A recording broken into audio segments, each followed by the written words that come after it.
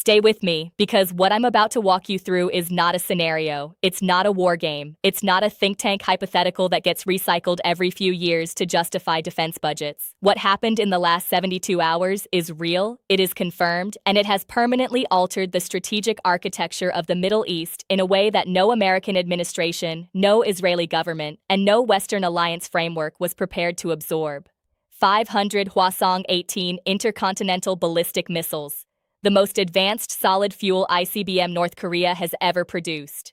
A weapon system that during its test program in 2023 demonstrated range exceeding 15,000 kilometers, enough to reach Tel Aviv, every American base in the Middle East, every NATO capital in Europe, and targets inside the continental United States. 500 of them, transferred in a covert logistics operation of breathtaking scale and audacity, now sitting inside hardened underground facilities dispersed across Iranian territory. Fueled, targeted, ready. Let that number settle for a moment. 500.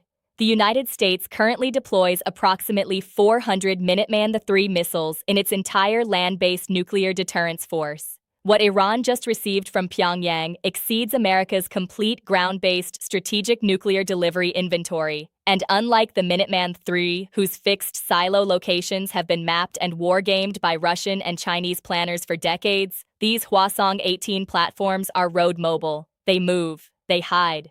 They can be repositioned across Iran's vast national territory in ways that make preemptive targeting effectively impossible without real-time intelligence of a quality that no satellite constellation currently provides. Israel woke up this morning in a fundamentally different strategic reality than the one it went to sleep in. The qualitative military edge that Washington has guaranteed and underwritten for half a century, the assurance that Israel will always possess weapons and delivery capabilities superior to any combination of regional adversaries, has just been obliterated by a single transfer agreement between two sanctioned, isolated nations that the Western world spent decades trying to keep apart. The question that every defense ministry from Tel Aviv to Washington to Riyadh is now asking in emergency session is not whether this transfer happened. Satellite imagery, signals intelligence, and human intelligence reporting from multiple independent sources have confirmed the transfer beyond reasonable analytical doubt. The question being asked, with barely concealed panic, is, what happens next? What does Israel do when it faces an adversary armed with 500 ICBMs capable of carrying nuclear payloads, guided by a system that no Middle Eastern missile defense architecture was designed to intercept? What does Washington do when the deterrence framework it maintained across the region for 50 years is suddenly facing a weapons inventory that changes every calculation simultaneously? Tonight's analysis goes inside the transfer. We examine how it happened, why Western intelligence failed to stop it, what the Hwasong-18 actually represents as a weapons system, and what the strategic consequences mean for Israel, the United States, and the global order. The world changed last night. This is what that change actually means. 3 questions drive tonight's analysis. First, how did North Korea and Iran execute a transfer of 500 of the world's most advanced solid-fuel ICBMs without triggering a Western interdiction response? Second, what does the Hwasong-18's technical capability mean for Israel's defense architecture and for American power projection across the entire Middle East theater? Third, with Iran now holding the largest road-mobile ICBM force outside of Russia and China, what realistic options remain for Washington and Tel Aviv? And is there any path forward that does not lead directly toward the most dangerous nuclear confrontation since the Cuban Missile Crisis? The answers are not reassuring, but they are necessary. To understand how this transfer was executed without triggering a Western interdiction response, you need to understand 2 things simultaneously: the genuine limitations of Western intelligence collection against deeply compartmentalized operations between sanctioned states, and the extraordinary lengths to which both Pyongyang and Tehran went to ensure this operation remained invisible until completion. The Hwasong-18 transfer did not happen overnight. It was the culmination of a relationship between North Korea and Iran that has been deepening steadily across the past decade, accelerating dramatically following the collapse of the JCPOA in 2018, and reaching a new level of operational intimacy following the demonstrated success of North Korean artillery shell transfers to Russian forces in Ukraine, which gave Pyongyang both hard currency and the confidence that large-scale covert weapons logistics operations could be executed successfully under Western surveillance. The logistical architecture of the transfer exploited three simultaneous vulnerabilities in Western intelligence coverage. The first was geographic. The primary transfer route ran overland through Chinese territory, with Chinese authorities either uninformed or deliberately not looking, into Central Asia, and then through a combination of Iranian-controlled corridor access and Russian transit permission into northwestern Iran. This route avoided every maritime choke point where American naval interdiction assets are positioned. It avoided airspace where American surveillance assets maintain persistent coverage. It ran through the precise geographic seam between American intelligence collection priorities, a seam that exists because no American policymaker wanted to formally task collection resources against Chinese territory at the level required to monitor this kind of ground-based logistics operation. The second vulnerability was timing. The transfer was executed in multiple phases across a 14-month window, with individual shipments sized below the threshold that would trigger automatic escalation responses from American intelligence analysts. No single shipment was large enough to generate the alarm that the total transfer quantity would have generated if moved at once. By the time analytical fusion of multiple shipment reports produced a complete picture of the total transferred quantity, the operation was complete. The third vulnerability was deception. North Korean and Iranian technical teams deliberately maintained normal activity patterns at known missile production and storage facilities throughout the entire transfer period. Satellite imagery of established facilities showed no unusual activity. The actual transfer was conducted from secondary facilities whose existence was either unknown to Western intelligence or whose signatures were masked by deliberate electronic deception operations. The result? The Western intelligence community, the most heavily resourced collection and analysis apparatus in human history, missed a transfer of 500 ICBMs until the weapons were already inside Iranian hardened facilities, dispersed across multiple locations, and effectively immune to any conventional military action short of a massive, sustained bombing campaign carrying catastrophic escalation risk. When confirmation came, emergency sessions convened simultaneously in Washington, Tel Aviv, London, and every Gulf capital with a meaningful American military presence. What those sessions produced was not a plan. What they produced was the recognition that there is no clean plan, that every available option carries costs so severe that the decision to act requires accepting consequences that no government in the Western alliance is currently positioned to accept. Iran's public statement following confirmation of the transfer was characteristically measured in its language and devastating in its strategic implications. Tehran did not announce the missiles with triumphalist press conferences. It simply allowed the confirmation to propagate through intelligence channels and let the strategic implications speak for themselves. That restraint was itself a communication. A demonstration of the confidence that comes from knowing you have already achieved the objective and that nothing your adversary does now can undo it. The Hwasong-18. Understanding why this weapon is categorically different from every previous Iranian ballistic missile, and why it renders Israel's existing defense architecture functionally obsolete against this specific threat, requires examining four distinct technical dimensions: propulsion, range, guidance, and survivability. The propulsion system is where the story begins. Previous North Korean ICBMs, and by extension the Iranian long-range ballistic systems derived from North Korean technology transfers, used liquid fuel propulsion. Liquid fuel systems carry a critical tactical limitation. They require a fueling sequence before launch that takes hours and generates observable thermal and chemical signatures that intelligent satellites and ground-based sensors can detect. That launch preparation window is the vulnerability that American and Israeli preemptive strike doctrine has historically targeted. If you can detect the fueling sequence, you can strike the missile before it launches. The Hwasong-18 eliminates this vulnerability entirely. It uses a three-stage solid fuel propulsion system, the most advanced solid fuel ICBM architecture North Korea has ever produced. A solid fuel missile requires no fueling sequence. The propellant is already loaded inside the missile body. A road mobile launcher can receive a launch order, erect its missile, and execute a launch within minutes, generating a thermal signature only in the seconds before ignition. Far too brief for any preemptive response. This is not a marginal improvement in survivability. It is a categorical transformation. Against a liquid fuel system, preemptive strike remains a viable, if difficult and risky, option. Against a solid-fuel road mobile system dispersed across Iranian territory, preemptive strike is not a viable option. You cannot target what you cannot find with sufficient advance notice to strike before launch. The range dimension compounds the threat in ways that reshape the entire regional strategic map. The Hwasong-18's demonstrated range, confirmed at over 15,000 kilometers, means that from launch positions anywhere within Iranian territory, the weapon can reach Tel Aviv, every American base in the Middle East, every European NATO capital, and with optimal positioning, targets within the continental United States. Iran has never previously possessed a delivery system with intercontinental reach. The acquisition of 500 Hwasong-18 platforms transforms Iran from a regional military power into a state with genuine global strike capability, overnight.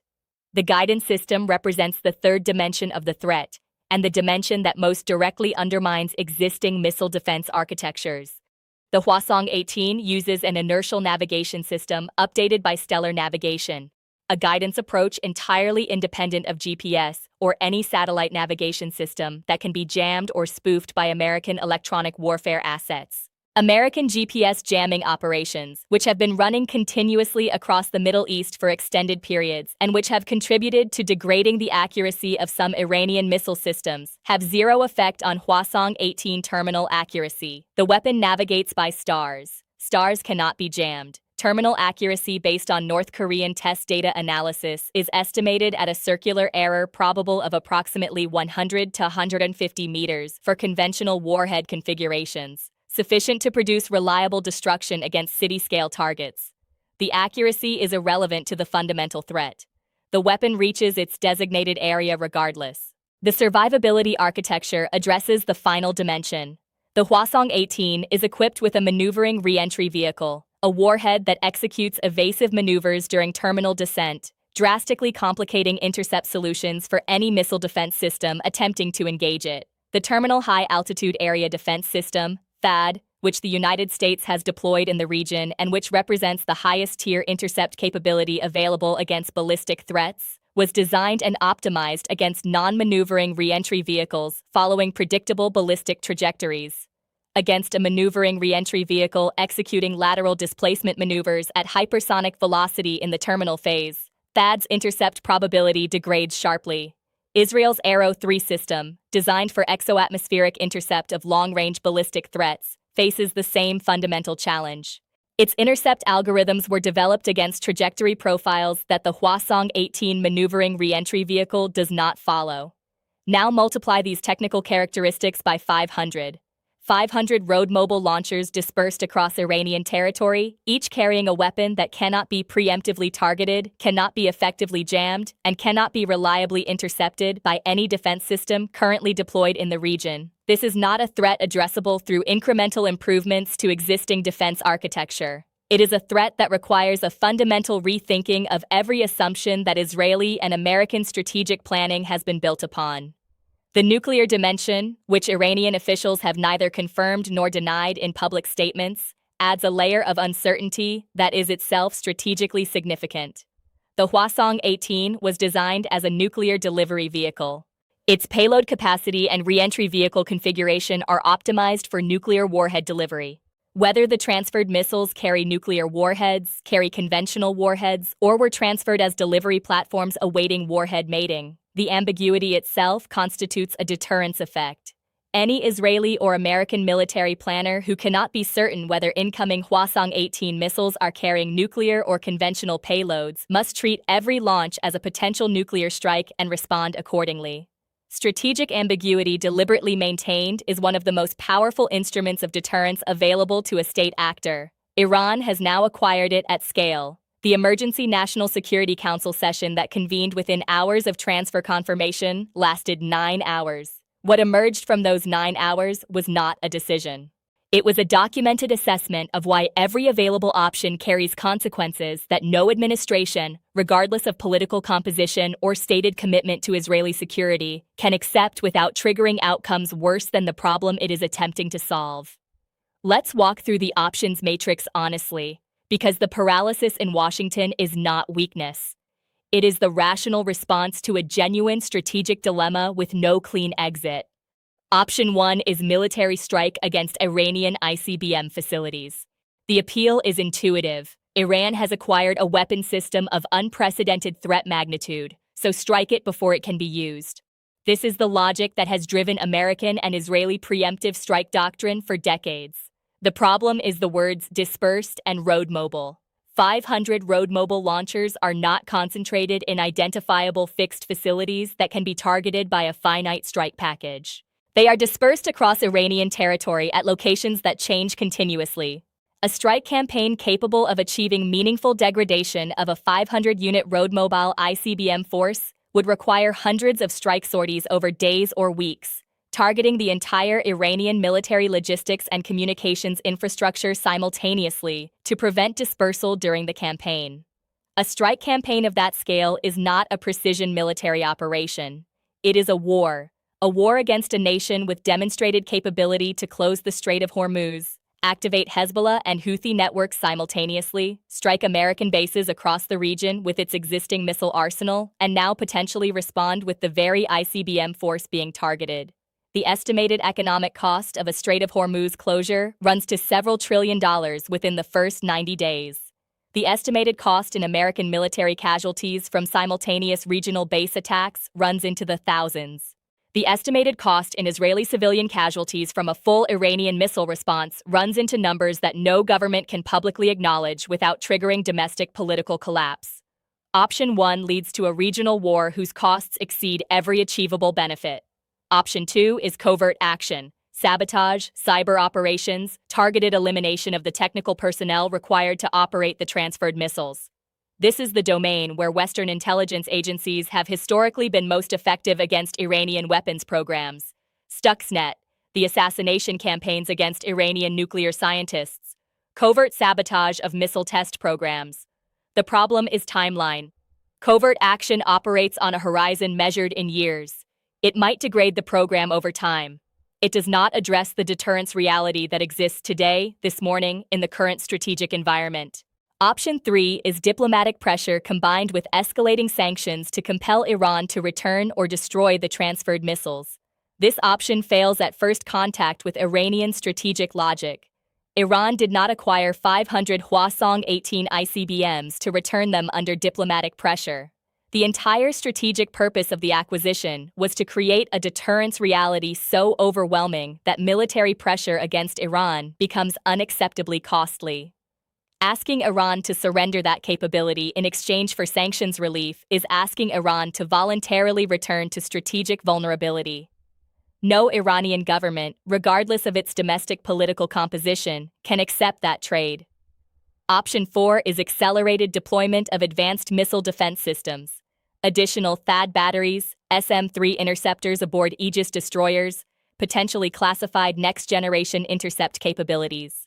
This option is the most politically palatable in Washington because it appears to be doing something decisive without requiring a choice between war and acquiescence. The fundamental problem is mathematics. 500 ICBMs. The United States currently has enough THAAD interceptors deployed globally to engage a fraction of a 500 missile salvo. Building additional interceptor capacity at the speed this situation demands would require years of production acceleration and tens of billions of dollars.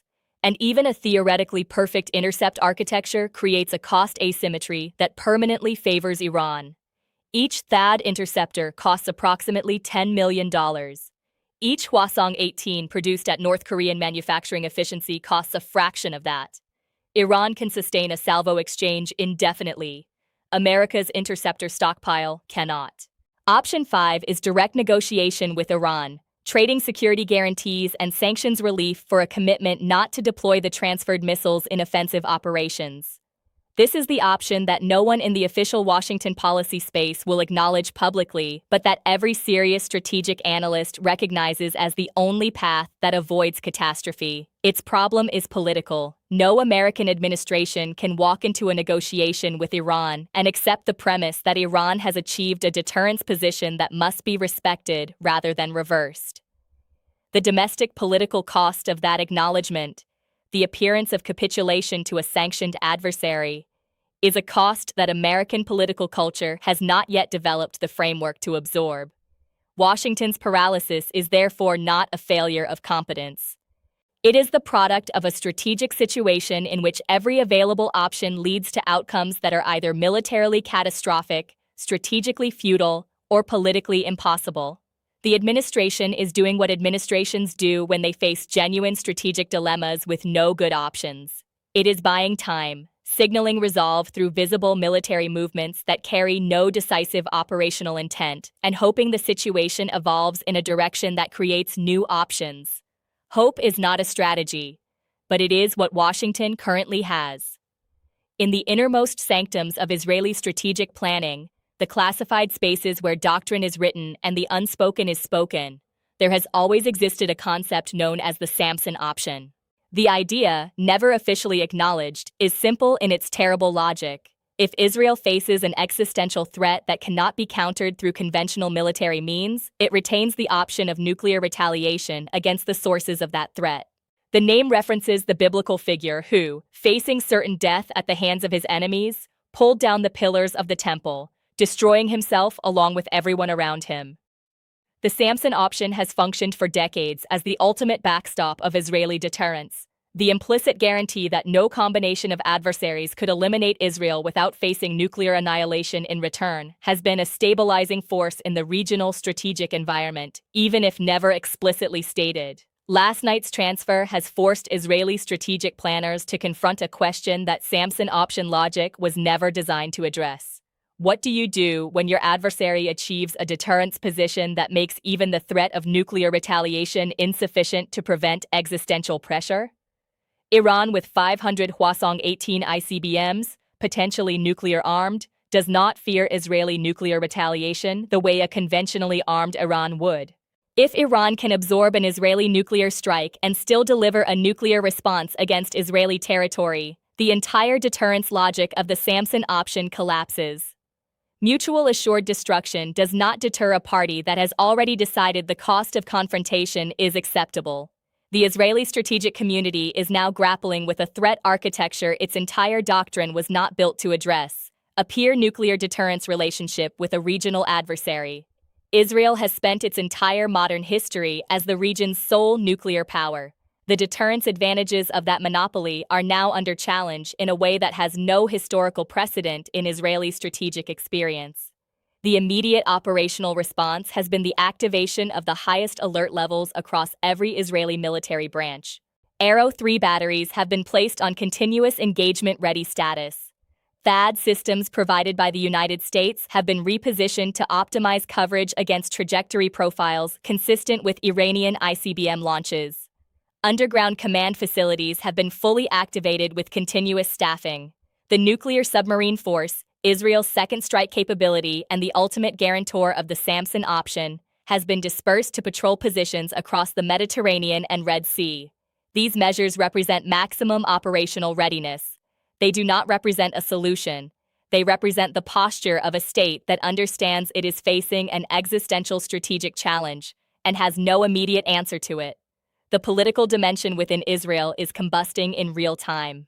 The governing coalition, already under extreme internal pressure from the sustained costs of multiple simultaneous military campaigns, is fracturing along lines the transfer confirmation has exposed and widened. Security-focused coalition members are demanding immediate military action regardless of cost. More cautious members argue that military action without a clear path to success will accelerate exactly the escalation Israel is trying to prevent.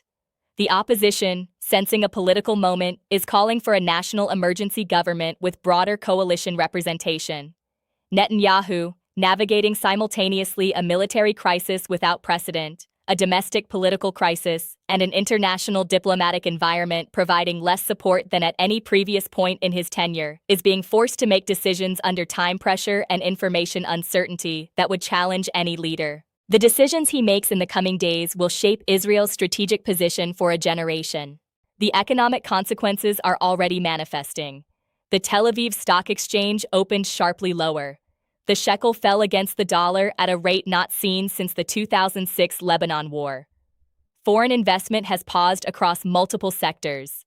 The tourism sector, already devastated by sustained conflict, has effectively ceased. Rating agency reviews have been initiated.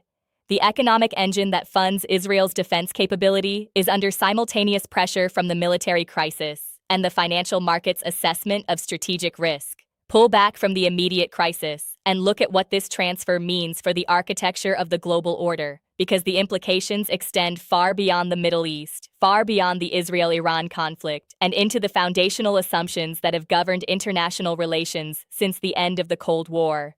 The post-Cold War nuclear order rested on a specific framework: a small number of recognized nuclear states bound by the Non-Proliferation Treaty framework, operating within a deterrence architecture managed by the United States and Russia as the primary guarantors.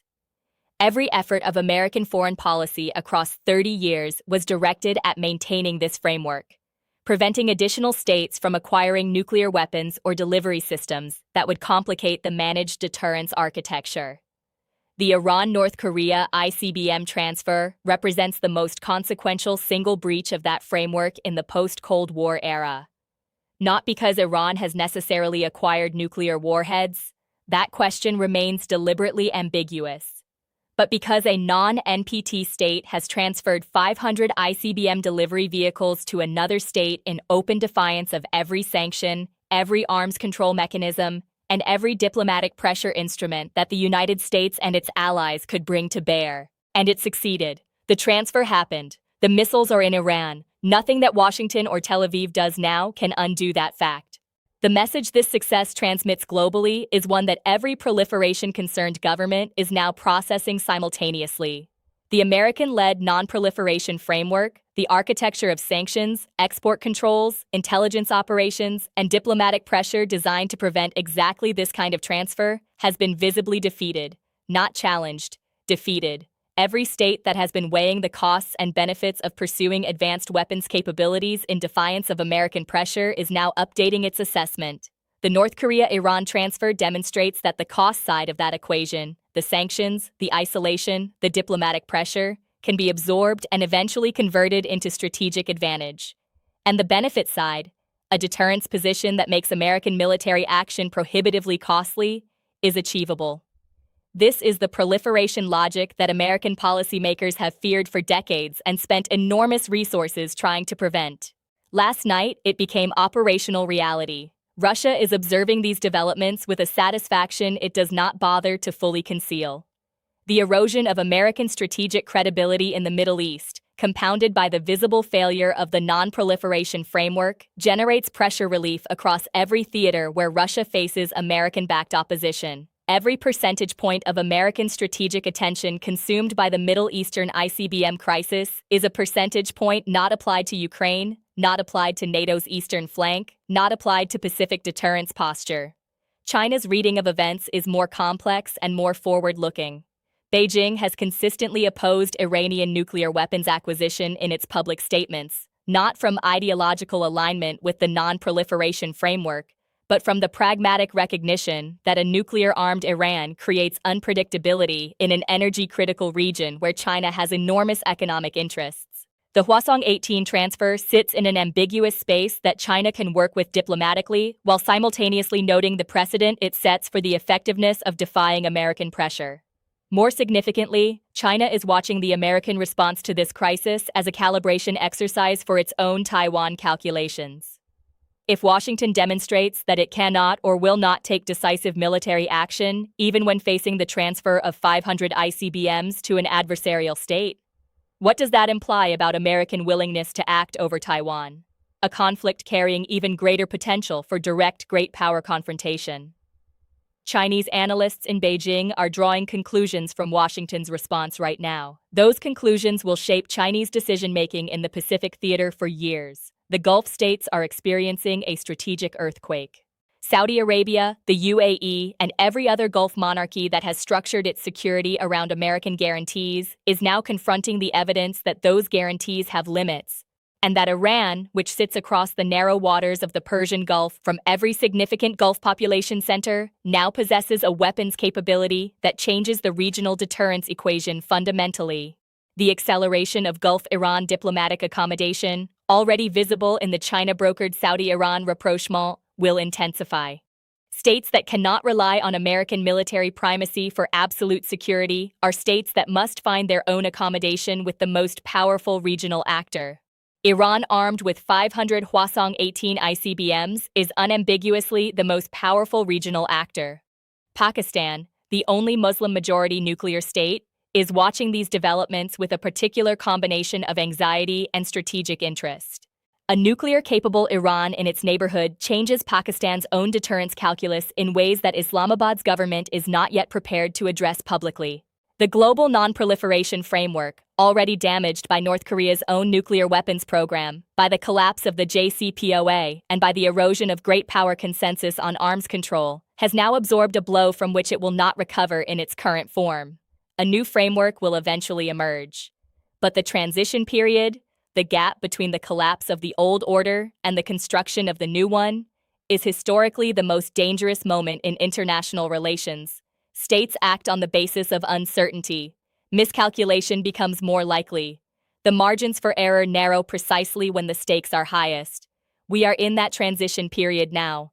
500 Hwasong-18 ICBMs, road mobile, solid fuel, maneuvering re-entry vehicles, independent stellar navigation, potentially nuclear-armed, dispersed across Iranian territory, immune to preemptive strike, resistant to interception by every defense system currently deployed in the region. This is the strategic reality that Israel, the United States, and the entire Western-backed regional order woke up to this morning. It is a reality that did not exist 72 hours ago. It is a reality that cannot be wished away, sanctioned away, or struck away without consequences that dwarf the problem they are attempting to solve. What happens next will be determined not by who has the most advanced technology or the largest defense budget, though both of those things matter. It will be determined by who has the clearest strategic vision, the most disciplined decision-making, and the greatest capacity to accept uncomfortable truths about a world that has changed in ways that cannot be reversed. Iran has spent 45 years building toward this moment. The patience, the self-reliance, the willingness to absorb enormous cost in pursuit of strategic objectives, all of it has converged in the image of 500 ICBMs sitting in hardened Iranian facilities, pointing outward at a world that underestimated the determination of a civilization that has never accepted subjugation. The old Middle East is gone. The old non-proliferation order is gone. What replaces them will be built on the foundation of this moment.